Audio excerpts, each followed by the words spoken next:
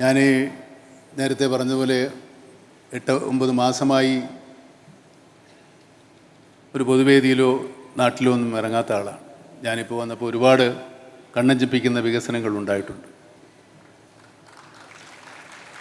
ഞാനിപ്പോൾ എറണാകുളത്തുനിന്ന് ഒരുപാട് ദൂരം യാത്ര ചെയ്താണ് വരുന്നത്. ഇപ്പോൾ യാത്ര ചെയ്യാൻ ബുദ്ധിമുട്ടാണ്. പക്ഷേ ഒരു 6-7 മാസങ്ങൾക്കകം ആ യാത്ര കൂടുതൽ സുഗമമാകും എന്ന് ഞാൻ വിശ്വസിക്കുന്നു, വിചാരിക്കും. അത് വികസനം തന്നെയാണ്.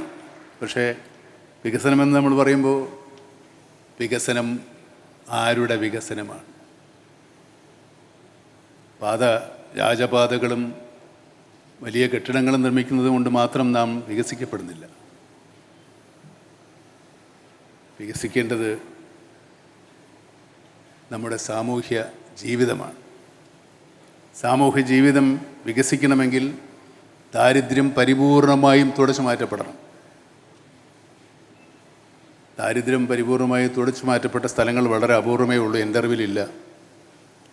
കേരളം പലതിനും മാതൃകയായിട്ടുള്ളതാണ്.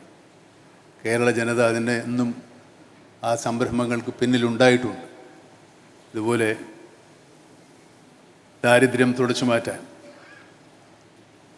ഞാൻ നേരത്തെ സൂചിപ്പിച്ചതുപോലെ തോളോട് തോള് ചേർത്ത് സാഹോദര്യത്തോടെ നമുക്ക് ദാരിദ്ര്യത്തെ നേരിടാം, ദാരിദ്ര്യത്തെ അതിജീവിക്കാം.